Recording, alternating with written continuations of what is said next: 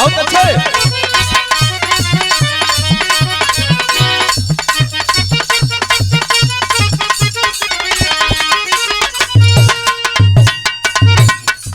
बहुत बढ़िया गीत का संकेत हमरे लक्ष्मण भैया देहला है।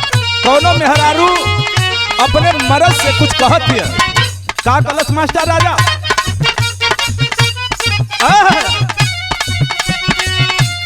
ए हो बरद से पिया ना आई बक्का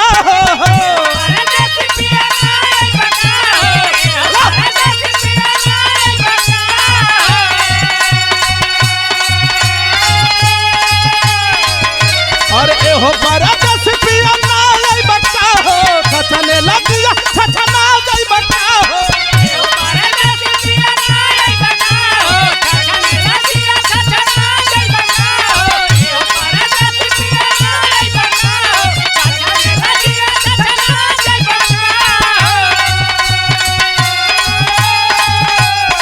हो बरद से पिया ना आई बक्का हो खचने लगिया खचना गई बक्का हो बिन खजनी के सावन अच्छा नहीं लगता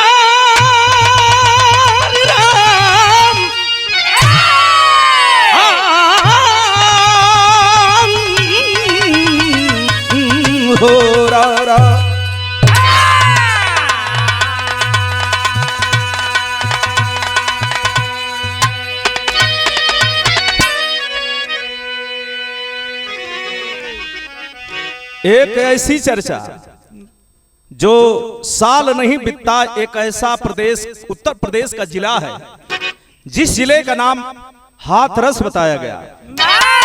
क्राइम की दुनिया में सबसे आगे चल रहा है। जनरल नॉलेज में अगर छापा जाए कि क्राइम की दुनिया सबसे ज्यादा कहां है तो साफ शब्दों में लिखा जाएगा, कमेंट वाले लिखेंगे कि हाथरस जिले में। मैं वही जिले की बात गाने और सुनाने जा रहा हूं। मेरे साथियों, दुख सुख एक दूसरे का पूरक होला, लेकिन सुख आवेला तो मोहब्बत का जिंदगी जिएला आदमी, लेकिन दुख जब आवेला हमेशा रो रो के पल काटेला। आखिरकार ये भूमिका में भाव कभी जी लिखना कैसन आवा।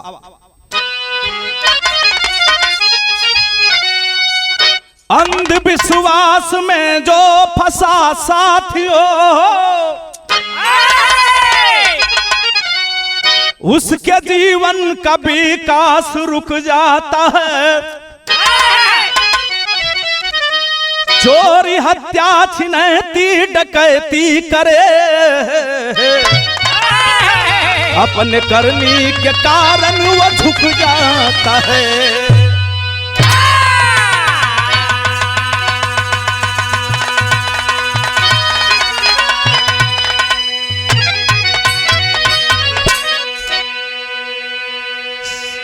समाज में दो प्रकार के लोग होते हैं, एक अच्छे समाज, एक बुरा समाज। तो जैसा आप समाज अटेंड करेंगे उसी तरह का आपका बुद्धि और विवेक काम करेगा। निर्णय तो आपको लेना है कि सही दिशा में जाना है या गलत दिशा में। इंसान दुनिया का सबसे समझदार प्राणी बताया गया, लेकिन 95% इस दुनिया की आबादी में आखिरकार लोग नीचे स्तर की जमीन पर पकड़ करके चलना शुरू कर रहे हैं। नीचता की हद हो रही है। यही वजह कवि जी गजल का अंदाज लिखना का लिखना भैया हमारा राजा।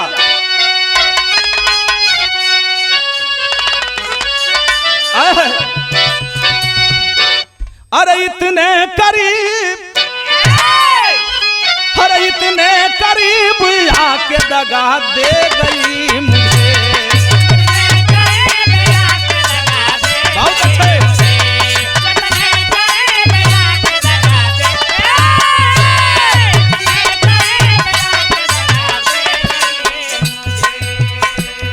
इतने करीब आके दगा दे गई मुझे।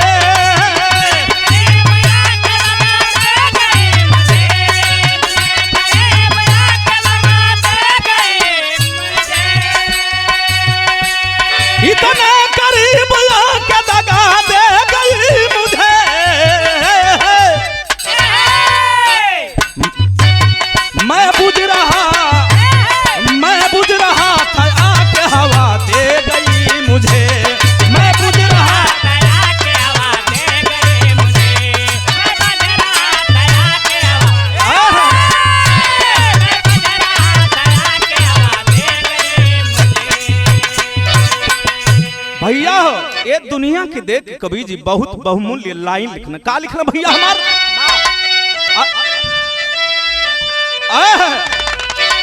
अरे इंसान रा रा रा रा रा रा रा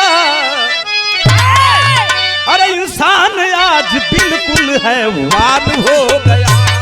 इंसान आज बिल्कुल हैवान हो गया। इंसान आज बिल्कुल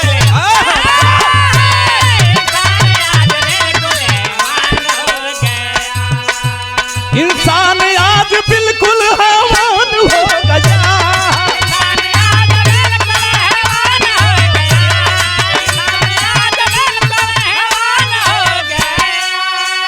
अरे इंसान आज बिल्कुल हैवान हो गया। अरे इंसानियत के नाम पर शैतान हो गया। इंसानियत के नाम पर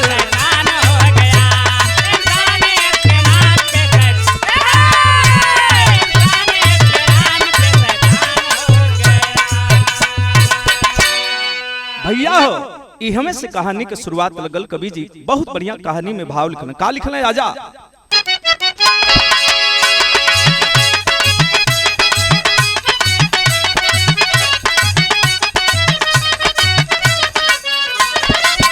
हमारे उस्ताद आप श्री नंदलाल रवि कैसे गावल भैया हमार हमें तो लूट लिया मिलके हुस्न वालों ने। हमें तो लूट लिया मिलके हुस्न वालों ने। गोरे गोरे गालों ने काले काले बालों ने।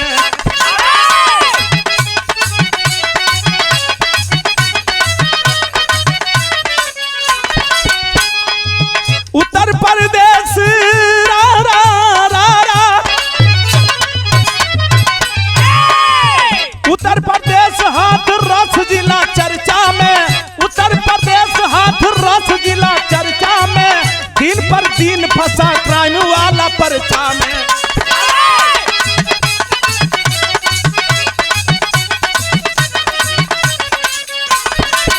उसी जिले का कृष्ण कुशवाहा निवासी है। उसी जिले का कृष्ण कुशवाहा निवासी है। बेटा गिरतार्थ काटे घर का जो उदासी है।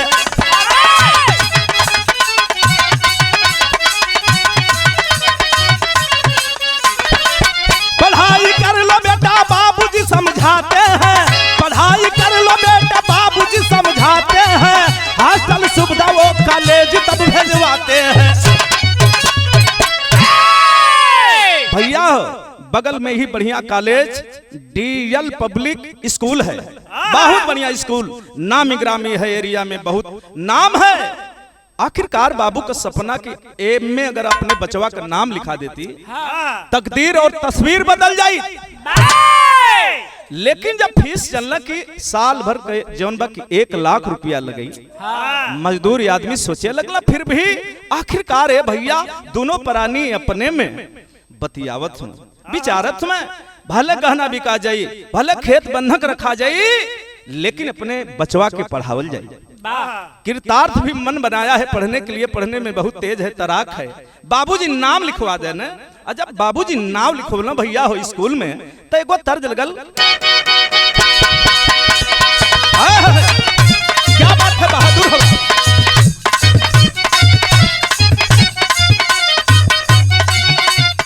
कोनो मर्द अपने मेहरारू का बड़ा ही बतियावत है। का बतावत था तू त गोरिया बड़ी चकोरिया।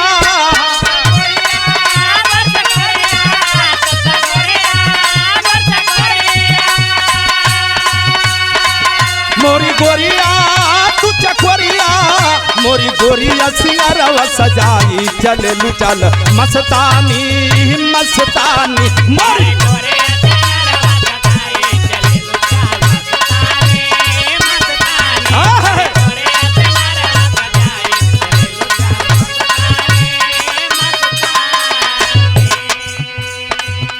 भैया हो जे समय लड़का के एडमिशन भल है आखिरकार इतना व्यवहारिक लड़का बा इतना समझदार बा। कुल लड़का भले अपने में बैठ के बतियावन लेकिन वो लड़का खाली पढ़ाई पर ध्यान देले है। मास्टर भी बड़ा होकर बड़ाई बतियावत था। प्रबंधक और प्रिंसिपल मेरे साथियों सब ही खुश है, इतना खुश है बाबू माई भी खुश है। कैसे? मोरा हीरावा मोरा हीरावा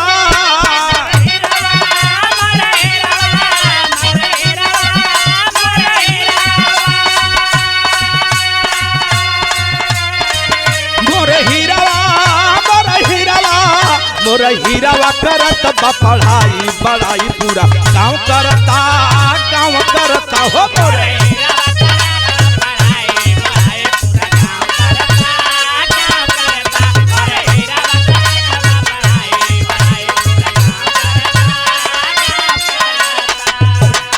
बाबूजी अपने बेटा कृतार्थ के समझावत है, बेटा जितना रुपया लगी तोर बाबू देवे के तैयार हुए, सब कुछ बिका जाई रे मुन्ना, लेकिन दुनिया में सबसे बड़ा धन होला तो वो शिक्षा होले। एगो काम करा, पढ़े में कोनो दिक्कत मत समझिया, जीवन चीज का जरूरत पड़ी सब कुछ मंगिया। आए है लड़का भी उतने मन बनौले है, बाबू कभी बढ़िया विचार है। अरे करी मजदूरी बाबू भरे लफिस हो, दिन रात बीतल बीतल दुई बारिश हो।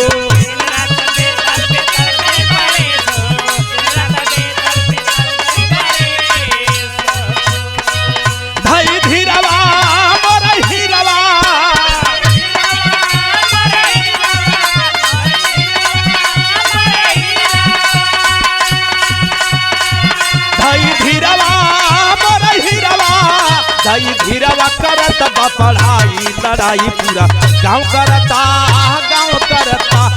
धीरवा करत बा पढ़ाई पढ़ाई पूरा।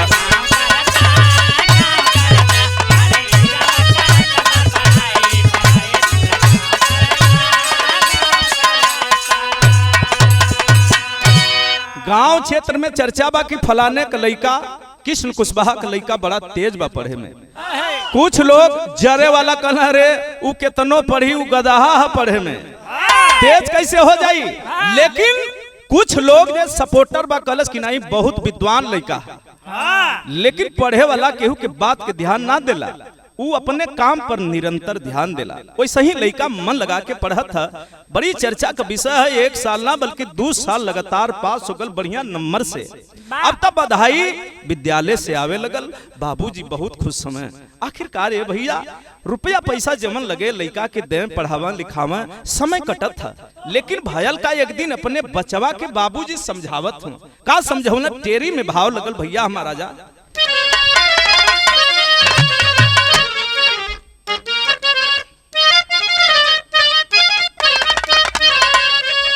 अरे शिक्षा की ज्योति मोती से सुपर,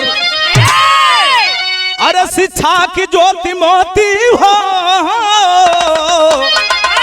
अरे शिक्षा की ज्योति मोती से सुपर, बिन ज्ञान के कारण जीवन रेखा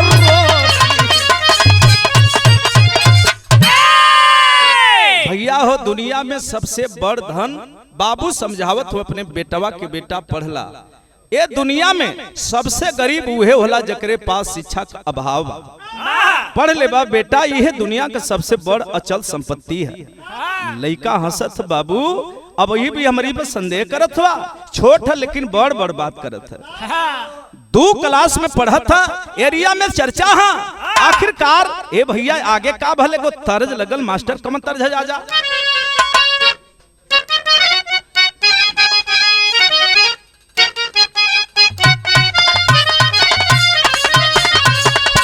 कौनो भौजाई अपने देवर पे एकदम दीवाना बा, वो कहत किया, अरे गोरखपुर सहारिया में, अरे गोरखपुर सहारिया में, अरे पी के लाचार रखवा देवर मोरा जोगी हो भइले है।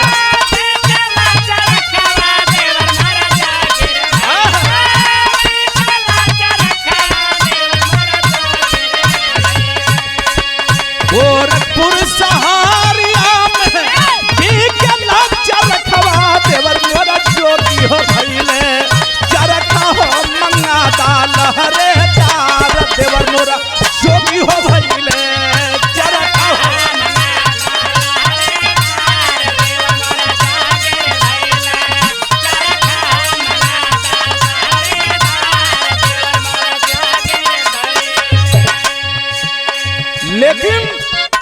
कॉलेज की बड़ी चर्चा है। क्या चर्चा भैया हमार? हाथरस सहारिया में नाम बाकल जवा वही जसु बनवा पढ़त बा।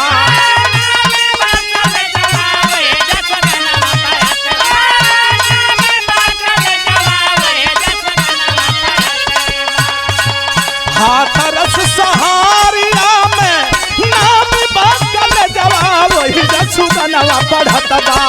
मेहनत करेला सुबह शाम वही जसु बनवा पढ़त बा।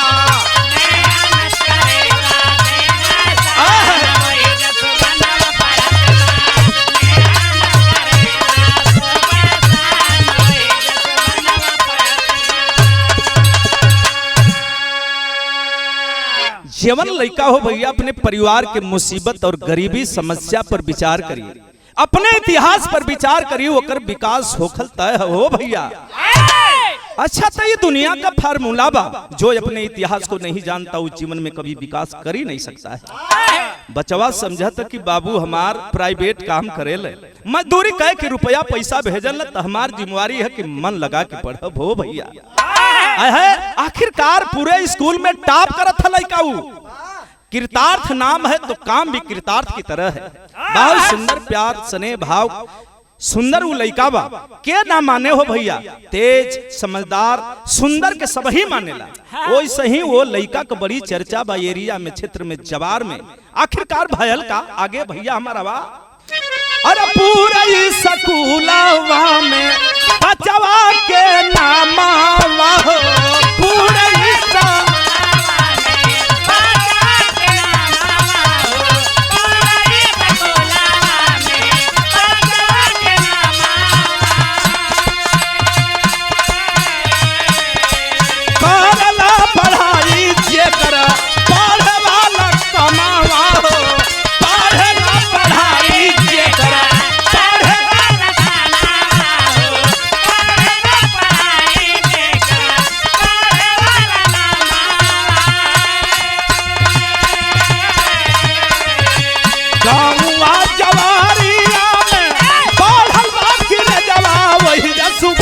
पढ़त बा।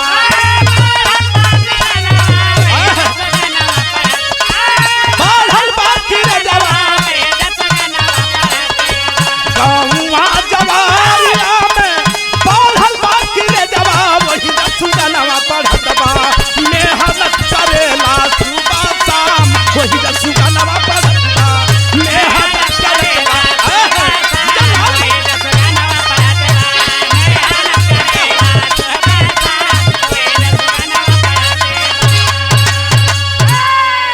चारों ओर से बधाई अवत बार कृष्ण कुशवाहा। आखिरकार सब बेटा पैदा कैले है, लेकिन आपो एक बेटा पैदा कैले भैया हो। आखिरकार चारों ओर से बधाई आवत है। हित में संगी साथी, यहाँ तक कि प्रधान जिला पंचायत बीडीसी सब सराहा था कि तुम्हार बेटा आज न तो काल कामयाब हो जाएगा। बाबूजी का मन बाढ़ पहा, लेकिन हाई देखा जवने स्कूलवा का मालिक हुआ दिनेश बघेल और उनके बाबू का नाम है जसोधन। कुल तनी तंत्र मंत्र विद्या वाला हुए चर्चा। आखिरकार एक दिन दिनेश बघेल अपने बाबू जी से कहला कि बाबू अरे एक लड़का बा, ओकर नाम कृतार्थ बा। कृतार्थ पूरे विद्यालय में टॉप कर गया है। अच्छा था जसोधन बाबू दिनेश बघेल बेटवा से कहला बस बेटा बस, जिस मौका का तलाश था वही मौका तो मिल गया। बेटा मेरा तेरा स्कूल पूरे प्रदेश में नाम कर जाएगा, यहाँ तक कि आने वाले समय में भारत में भी मेरी पहचान बन जाएगी, लेकिन एक काम करना होगा। सुन मेरी बात, वो बच्चे पर ध्यान रखो, इस विद्यालय से हटे न पाए, कहीं जाने न पाए, उसको बांध के रखो, दिल दिमाग में हमेशा बना के रखो। 22 सितंबर भैया हो 2024 के रात का समय है। दोनों बाप बेटा साथ में प्रिंसिपल मिल करके आधी रात में सोए बच्चे के साथ करते क्या है, विदेशिया में भाव लिखल कवि जी का लिखल भैया हमारा जा।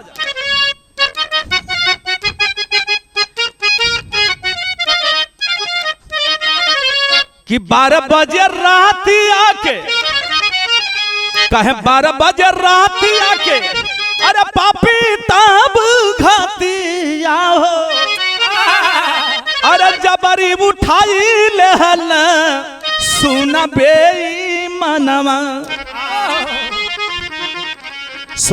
सोया है ये बाबू कृतार्थ आराम कर रहा है अपने हॉस्टल में, अपने रूम में। ये बाबू अपने रूम में आराम में हूं मैं, लेकिन अचानक ये दोनों बाप बेटा और साथ में एक प्रिंसिपल है उस विद्यालय का पहुंचा है। कुछ बच्चे जाने कुछ नहीं जान पाए, लेकिन कौन ध्यान देता, ये तीनों पहुंच करके उस बच्चे को आधी रात में उठा लेते हैं। उठाने के बाद करते क्या है, समझ गए कि अगर इसको ऐसे लेकर जाया जाएगा तो ये छटपटाएगा साला। करते क्या है तीनों मिलकर कि हाथ गोड़ बाधी देहल, अरे देहिया के साधी देहल, अरे गन गन का पेला सुगनवा बाबूजी। लड़का कुछ दूर जाने के बाद जिस गाड़ी में उस लड़के को जबरी बिठा करके हाथ गोड़ बांध करके मेरे साथियों दूसरे जगह टिबेल पर लेकर जा रहे थे सब, तब वो लड़का विरोध किया, नहीं मुझे कहीं मत लेकर जाइए।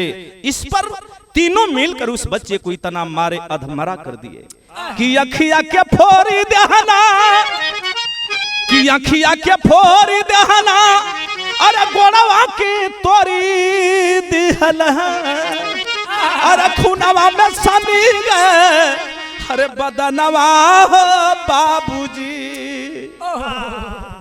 बच्चा रो रहा है, मैंने आपका क्या बिगाड़ा हूं, मैं तो एक पढ़ने वाला हूं, आपसे हमारी दुश्मनी क्या हो सकती है। छोटा नन्हा सा बालक 2 में पढ़ने वाला हूं कृतार्थ रो रहा है, कह रहा है नहीं बाबू मैं आपके स्कूल में नहीं पढ़ूंगा, नहीं आऊंगा। अगर कोई हमसे गलती हुई होगी बाबू तो मुझे माफ कर दो। लेकिन तीनों को तलाश था कि अगर हम तंत्र मंत्र विद्या से, अगर इसके साथ मेरे साथियों तंत्र मंत्र विद्या से अगर इसका हम बलि दे देंगे तो विद्यालय प्रदेश में टॉप कर जाएगा, भारत में पहचान बन जाएगी। दिमाग पर तो एक काल सवार है तीनों के, लेकिन हे भैया आखिरकार वो लड़का कहता है बाबू हमके मत मारा बाबू। आखिर रो के पैरों में तीनों के लिपट करके रो रो कर एक बात कहता है, हाथ जोड़कर कहता क्या है, अरे कर दो क्षमा, अरे इस बार है बाबूजी भूल हुई जो बचवा से हो, कर दो क्षमा इस बार हे बाबूजी भूल हुई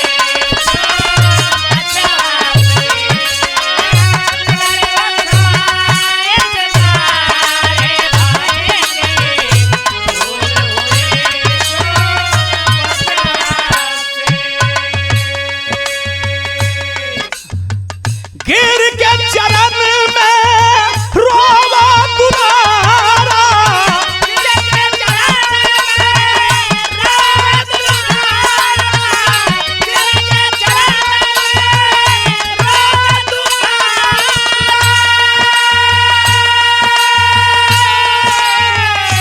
मत तड़पाओ कर दो तुम्हारा,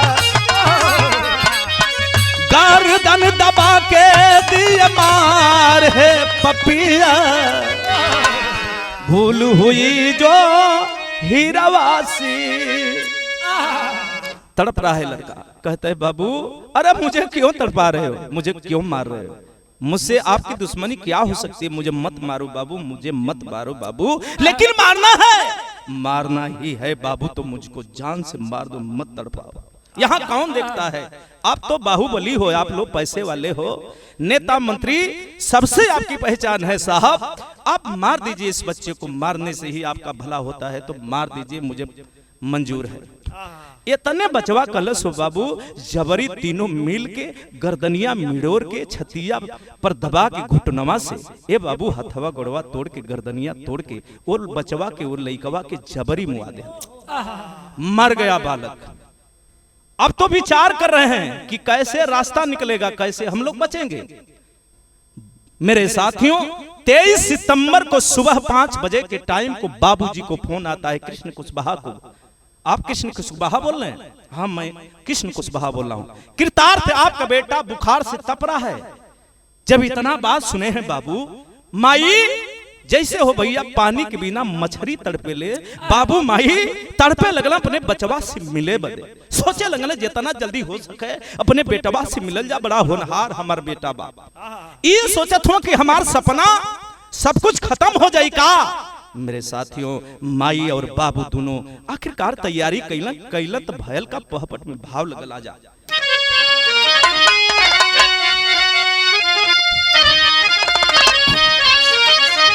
अरे बाबू माई पवल जब खबर अखिया बरसत बा। अरे बाबू माई पवल जब खबर अखिया बरसत बा। अरे मिले बाद कई देहल तैयारी अखिया बरसत बा। मिले बाद कई देहल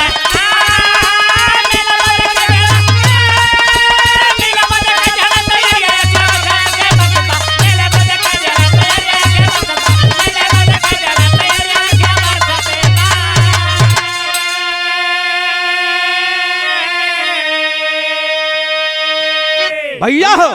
बाबूजी फोन लगाए, पूछते हैं कि साहब आप कहाँ हैं, मैं आपसे मिलना चाहता हूँ।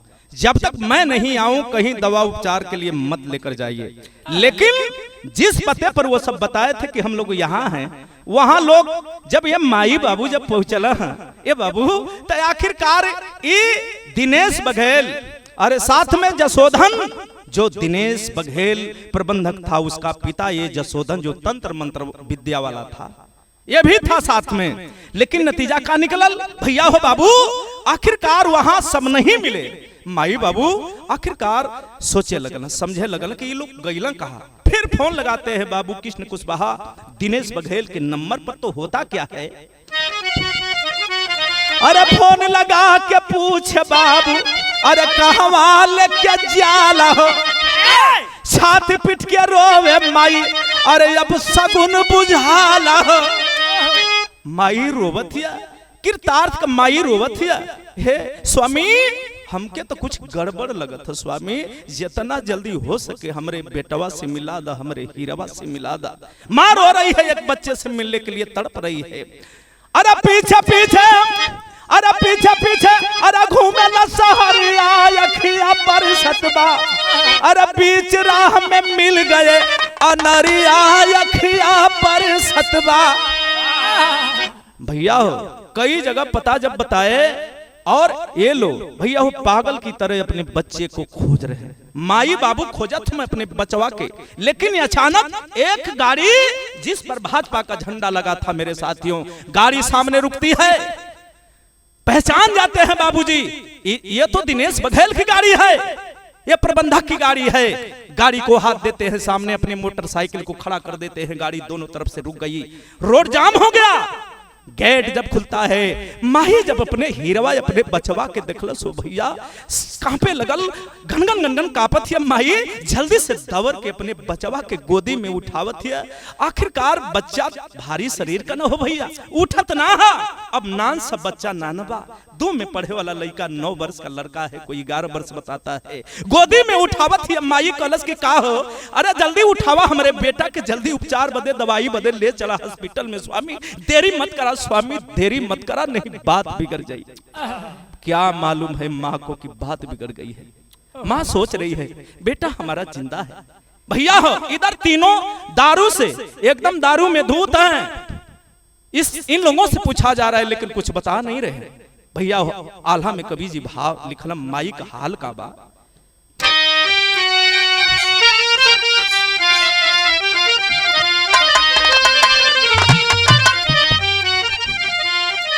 कि माई घबराली हमारे, कि माई घबराली हमारे, अरे लाल के बोला दास साहब,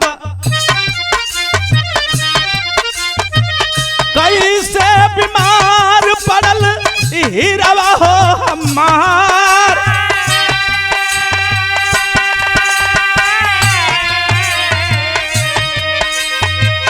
साझिया कठी करहला गोद का सुगनवा हमारे।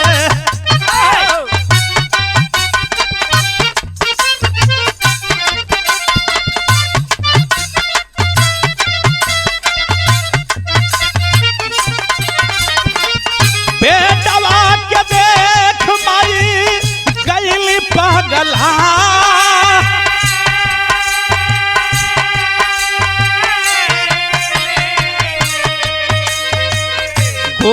गोदिया में लेके बाबू लाल के जगहवा अपने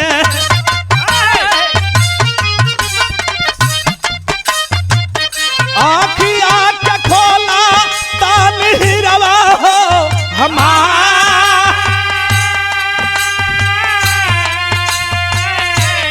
आजा माई जगावत है। लेकिन आखिरकार बाबू गोद में उठौला कल बेटा, अरे बेटा कृतार्थ आंख खोल रे बेटा, देख तोर बाबू तो के जगावत हुआ, तोर बाबू जगावत हुआ। आखिरकार माई कल समझ गई, माई के समझे में देरी नगल हो भैया, माई के समझे में तनको देरी न लगल। माई कलश की का हो, अब सब कुछ खत्म हो गल स्वामी, सब कुछ खत्म हो गल, दुनिया उजड़ गई स्वामी, दुनिया उजड़ गई हमन का, अब हमारा बच्चा इस दुनिया में नहीं रहा। माई बाबू पागल हो गई ना। इन एक दिन दशा के देख के माई सोचे लगल कि बाहर दुनिया, बाहर लोग, कौन कहता है कि गरीबों का सम्मान होता है, लेकिन अमीर लोग 99% ऐसे होते हैं जो सिर्फ गरीबों का शोषण करते हैं। कहीं विद्यालय खोल करके, कहीं एजेंसी खोल करके, कहीं कारखाना खोल करके गरीबों का शोषण करते हैं। मजदूरों को मजदूरी देने की बात आती है तो लोग उंगली उठाते हैं कि मजदूर बहुत बुरे होते हैं। लेकिन भैया यह अमीरी गरीबी में फर्क होला। अमीर लोग अपने परिवार का कदर समझेला, दूसरे के परिवार का कदर ना समझेला। आखिर वो अपने जैसा अगर समाज में लोगन का कदर समझता तो आज ये दिन दशा ऐसा क्राइम न हो। अपन दुनिया के बहन समझता, भाई के भाई समझता, बेटा के बेटा समझता, तो आखिर ऐसा अंजाम होवा न करे, ऐसा क्राइम ना हो बाहर दुनिया बाहर। लेकिन बाबूजी फोन लगाते हैं, फोन लगौला बाबूजी तुरंत पुलिस प्रशासन मौके पर आती है। सदर में भाव लगल, का लगल भैया हमारा जा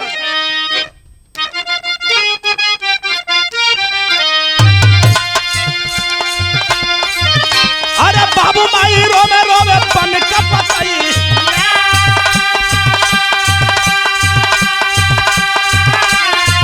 अरे बाबू माई रोवे रोवे बन के पताई,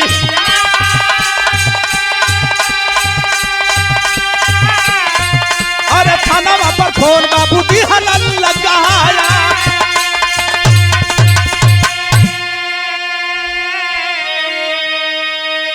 तुरंत शासन प्रशासन को आने में थोड़ा भी समय नहीं लगा। यहां तक कि मीडिया के लोग दिखाना शुरू कर दिए। धीरे धीरे चर्चा पूरे भारत के धरती पर फैल गई। चारों तरफ यही, अरे ये क्या हो गया, एक ऐसा शिक्षक, एक ऐसा विद्यालय खोलने वाला है जो बच्चों को मार रहा है, तंत्र मंत्र से अपने स्कूल को चला रहा है। क्या ऐसा भी होता है? ऐसा नहीं होना चाहिए। लोग उसके करनी पर थूक रहे हैं। तू कैसा मास्टर है, कैसा शिक्षा का प्रहरी है जो समाज का शोषण कर रहा है, बच्चों का खून पी रहा है। अरे कमीना, तू देश का रक्षक नहीं, प्रहरी नहीं, बल्कि देश का तू भक्षक है। अगर तुम्हारे ऊपर देशद्रोह का मुकदमा भी लगाया जाए तो यह भी कम है। तू किसी उग्रवादी से कम नहीं है। भारत में ऐसे ऐसे लोग हैं जिन्हें अगर उग्रवादी का भी रूप दिया जाए तो भी वो सजा कम है। क्या ऐसा होना चाहिए? शिक्षक का मतलब एक होता है, जैसे एक बाप और बेटे से रिश्ता होता है, उसी तरह से मास्टर और एक छात्र का रिश्ता होता है। बाबू माई रोवत हुआ, शासन प्रशासन के लोग ओइजा हुआ समझावत हुआ कि बाबूजी एकदम उचित कार्रवाई करल जाई।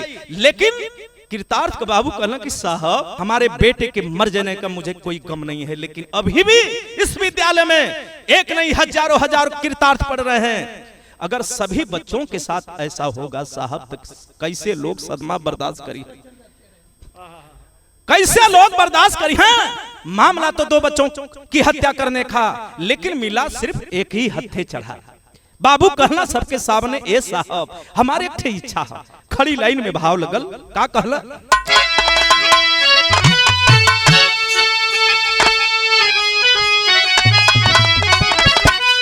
ये कही अरदास साहब, ये जनता देखत है मीडिया के सामने एक चैनल नहीं, कम से कम सैकड़ों चैनल बाबूजी कृष्णा कुशवाहा की आवाज को बुलंद करते हुए सारी दुनिया को दिखाते हैं। बाबूजी कहला का, अरे कहे बाबू मुजरिम क्या चढ़ाता फसिया,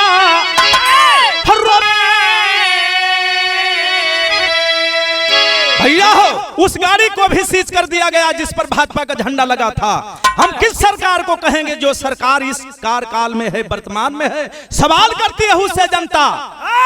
अरे जोगी जी, आपकी शासन, आपकी प्रशासन कहां सो रही है? जगिए, कहां सो रहे हैं? ऐसे मुजरिम को, ऐसे हत्यारे को सजा मिलना जरूर चाहिए। आप तो मुजरिम को सजा देते हैं, ये भी तो मुजरिम है। कौन इसको मुजरिम नहीं कर सकता है?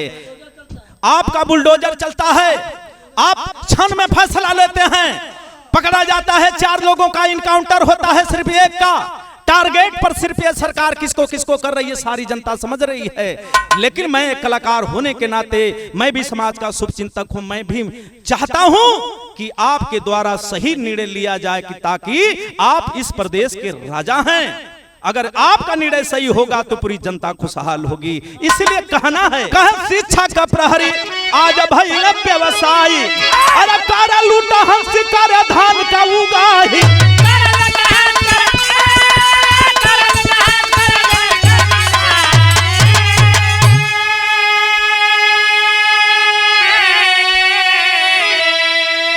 अरे सही फैसला कई क्या जोगी जी बजादा बसिया, रोवे ममता का मजरिया पूरा दलसिया।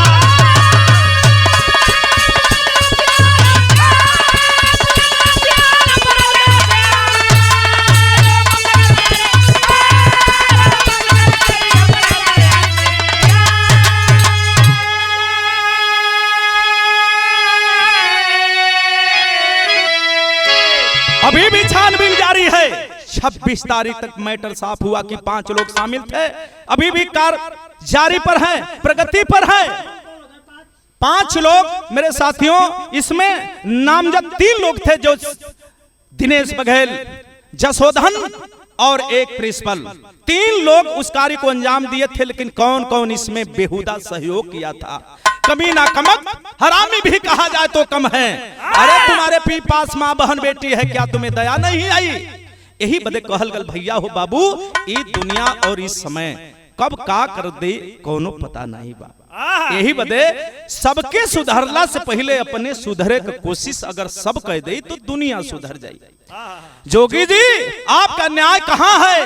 कहां सो रहे हैं? जल्द से जल्द इस मामला का रफा दफा और न्याय दीजिए। समाज आपसे उम्मीद रखता है। आपका बुलडोजर कहां सो रहा है? चलाइए बुलडोजर।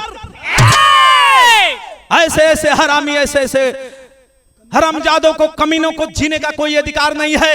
इसीलिए बाबू कृष्ण कुशवाहा कहते हैं कि इन साले कमीनों को फांसी की सजा दी जाए। यही बदे कहल गल कि गुरु बिहारी, गुरु गणेश, गुरु राम लाल जी पावन, कथन करे बीजा फौजी लागेगी सुहावन। अरे शिक्षा की ज्योति मोती से सुपर, अरे शिक्षा की ज्योति मोती से सुपर, बचवा नंदलाल जीवन में भर के मोती, शिक्षा की ज्योति मोती से सुपर।